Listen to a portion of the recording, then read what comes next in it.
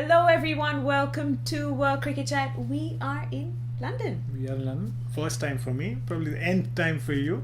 Yes, and Suneer, it's not even been 24 hours since we've landed, but you're working already, attending press conferences. Before we get to the working bit and the press conferences bit, I have to say, there's no difference between the London traffic and the Mumbai traffic. It's the same all over. 15-20 minutes stuck there with a bus refusing to move. And it took me about 45-50 minutes to reach a place which is just 15-20 minutes away. So it seems like you're annoyed with me. It's your London. But I never told you that there wasn't going to be any traffic. You didn't, obviously. But let's move on to cricket. Yes, let's move on to the cricket.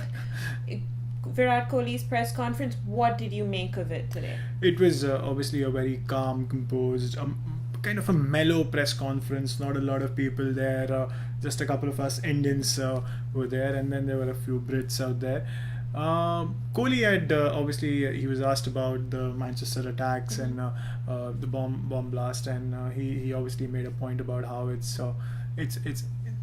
different for his team in the sense that it's not happened in England so often before. It happened in 2005, but that is also what surprised him. But from a cricketing perspective, he says that they're taking advice from the ICC, so that doesn't change. He was asked about Anil Kumble's coaching role, which I wouldn't say it hasn't been under the scanner, but his contract has expired, and I would have thought that you obviously renew the contract of that particular coach if he's done well. But there's another process coming in for the appointment of this coach. And Kohli was pretty non-committal about it. He was diplomatic about it. And then obviously there were questions about India's chances in the tournament. In fact, England's chances in the tournament as well. So all in all, an interesting one. Interesting. I'm sure there were a lot of interesting questions asked, but you asked something really interesting too. So let's highlight that. Yeah. Well, you do. We all know that. So I'm going to quote you.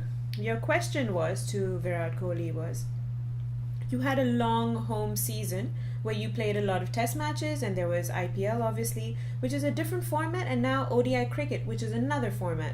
How easy or difficult is it to adjust between formats so quickly? So what was Virat Kohli's take on this? More than anything else, the reason why I asked that question was because we know that India has been playing a lot of test matches. They did play a few one-day internationals, but one of the worries before going into the Champions Trophy was that India would not have played a lot of ODI cricket going into a tournament which does not give teams a lot of chances. 3 matches, you don't do well, you're out. And Virat Kohli had an interesting take for it. He said that mentally it's not so much of an adjustment. Mentally it is up to the players to decide what they have to do. But he didn't speak about any technical adjustments. He spoke about the mental bit, and he spoke about the physical bit. He spoke about how different is it physically playing in a test match, an ODI or a T20. Well, he did not drill down into the basics, but he did say that it was very different playing in those 3 formats. And one of the things that players will need to do is change their style of play physically and change their way they undergo fitness probably physically. So that was something that he spoke about when it came to the different formats. There's another thing that he also spoke about, and you tweeted this, about him being really relaxed and him just being really tempted to just go out and taking a walk and having coffee. And what was that all about? That came from I think it came from a Brit journalist who asked him whether it's easier to play outside India, given that there's a tendency that when you're playing at in your own home, and especially this is with the subcontinental teams, when you win, the fans obviously raise you up to a pedestal, but when you lose, it goes haywire for a lot of There's really players. no room for the players there. There is no room for the players, and that is what the basis of that question was. And I think it was interesting to hear that Kohli says that yes, admittedly, it's much easier in that sense to play outside India.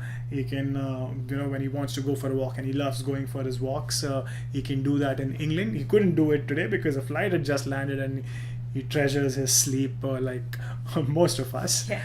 And that reminded me of an interesting one back in 2015 when India were in Australia for the 2015 World Cup. They were at Hamilton. They were supposed to play a game in Hamilton, and we saw, as journalists, we saw that they were roaming around in the streets of Hamilton without any issues.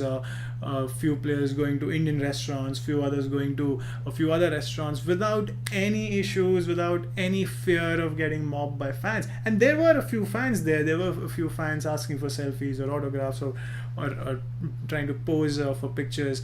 But it was all right, because you know that there's a limit to it. There'll be 10, 15 fans, unlike in India where the sky is a limit. So yep, that was interesting from that perspective. That actually ends up reminding me of my own experience. Yep. Of the 99 World Cup, which happened in England.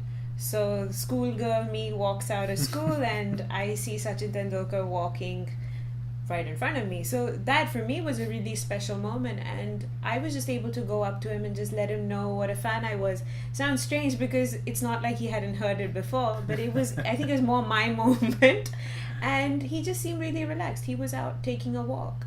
And I think that's something that players get to do. It's very similar with the Sri Lankan team. Same sweet shop in the 99 World Cup. It's always when the number of fans are obviously less in a country like England, in number of Indian cricket fans, and I would say that might have changed over the years, because as more and more population has there has been a lot of immigration of Indians and Asian communities into in a country like England or in Australia. You have more fans coming in, but it still can't match up to what it is back home. And I just think people tend to give a bit more space. Could well be the case. Now, the important question. As usual, for the last. Yes, for the last. Always save the best for the last.